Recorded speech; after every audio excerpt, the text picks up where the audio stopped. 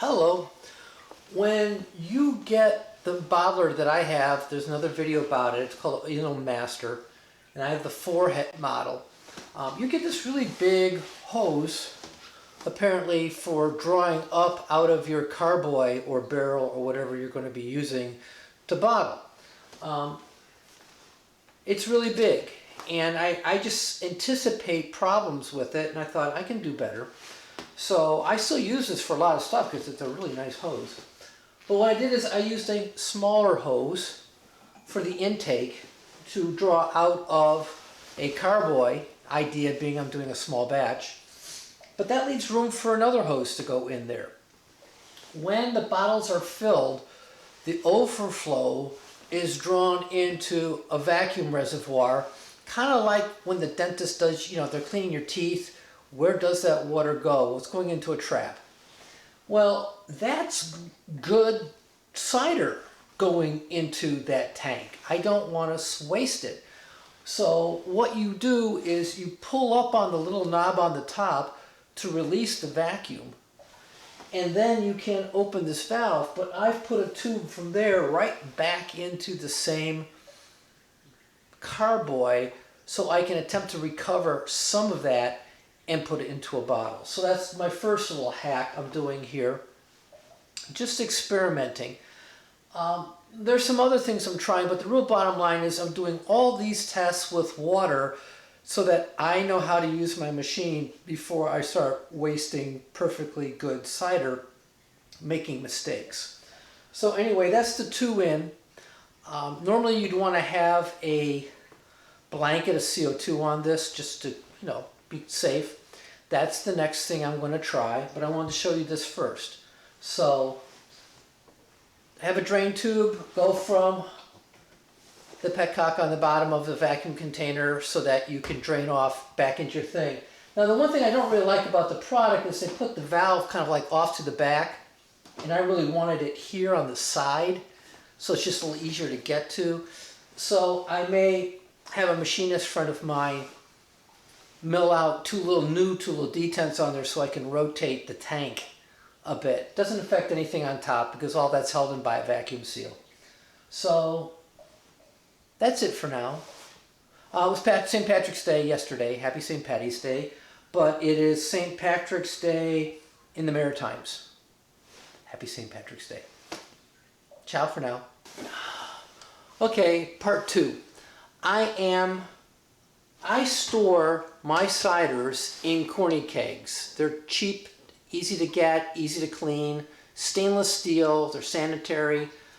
They work well for me. And they hold pressure. So if you put a blanket of CO2 in there, just a little bit, you're good to go.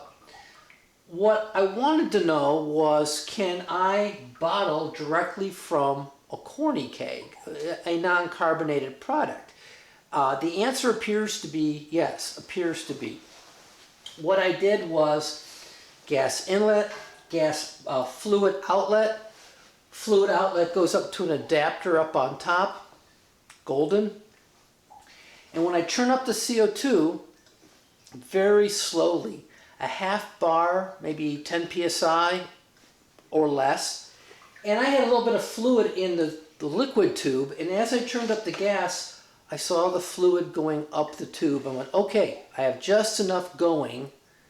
And then I went up and I turned on the vacuum pump, gave it a minute to catch up, and then I started popping bottles on it. As long as there's vacuum on this tube, it's going to draw fluid as fast as the regulator can provide gas. Okay, so it really doesn't slow things down terribly if you have a small tube. You can, of course, put a bigger tube on here, but it works. As soon as you stop drawing, it stops putting in more CO2 and things slow down. Pretty much the same as if you were just using the vacuum side of the house. The beautiful part of it is, once you've put your cider into the keg, you do not have to break the seal on the keg until it's empty. That's the best part of it all. So it's always underneath the blanket of CO2. Its integrity is good. You've dosed it with SO2. You've done all the right things, and it stays the way you left it until you take the very last of it out of there. And you could put a note on here how many bottles you took. So if someone said, Al, I want 6 bottles of this. Sure. Okay. I hook up the keg. I'm going to have to flush this stuff out, but I'm only going to take 6 bottles out of here, which is a fraction of what the keg holds. And what's left in the keg is still fresh. Okay? It's still fresh. Didn't get exposed to the air, under a blanket of CO2. Life is good. So I am trying to refine my production techniques. I'm using water. When I get it, when I have confidence, then I'm going to start using the real stuff. I have some product I want to bottle as gifts for friends and for their opinions, and I just don't want to mess it up, so I am practicing, and water is an abundant resource here. So that's it for now. It's actually kind of a simple rig. It's everything you can get from your hobby store. The only thing, I'm going to grab one. Hang on a minute.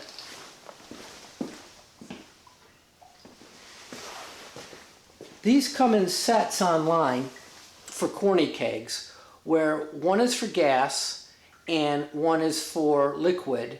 And what it is a tri-clamp fitting adapted to a I don't know, pin post, whatever it is, but to a corny post. So I have one of those up on the top, clamped on, where the tri-clamp usually goes for the other hoses. So it just adapts, and I can disconnect it, and life is good. Another choice is if you've already moved up to Sankey kegs.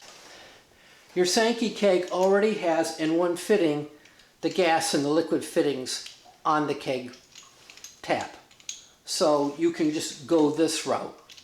So, and and take it off, and life is good. So either way, kegging your ciders for any kind of storage, whether you're actually selling it in kegs later on, or you're just storing it for the time being before you put it in the bottles, kegging makes sense, because kegs, once you clean them, you just keep using and using and using them again. With bottles, they're kind of problematic, okay, on many levels. Largely, I don't like bottles because they go away and then they end up in a landfill, and I'm not happy about that. But I'll be glad to bottle if someone's paying for the bottle. You have to put a label on it. With the keg, you can just put a collar. There's just production issues involved. So anyway, Sankey, or I already moved it. You can the corny kegs fittings for tri-clamp. So you're good to go. I hope this is inspiring, educational, or at least entertaining. Ciao for now. Yep, okay. I bet you thought I was done. I made a mistake, and I'm telling you the whole story. Don't turn on the vacuum pump. If you have kegged your cider under even a little bit of atmosphere of CO2, when it goes in and it's getting drawn by the vacuum, it will foam. It will foam in the bottle. You will waste a lot. You don't have to turn on the vacuum pump. You have a choice. So if it's petulant, you can keep some of that. It's not counter pressure by any stretch of the imagination, but you can just use the CO2 to push the product to your fill head. That's working. I watched a lot of my nice cider go into the catch tank, and I went, okay, tell them about it, because it really did foam up. The bottle was like halfway full and it was foaming big time. You're not going to get a standard of fill at all. So I turned off the vacuum pump, vented the catch tank, and then things started going right. So if you're using pressure, don't use the vacuum. Just adjust the pressure accordingly so it's filling as fast as you need it to. You're not waiting all day. Sorry about that.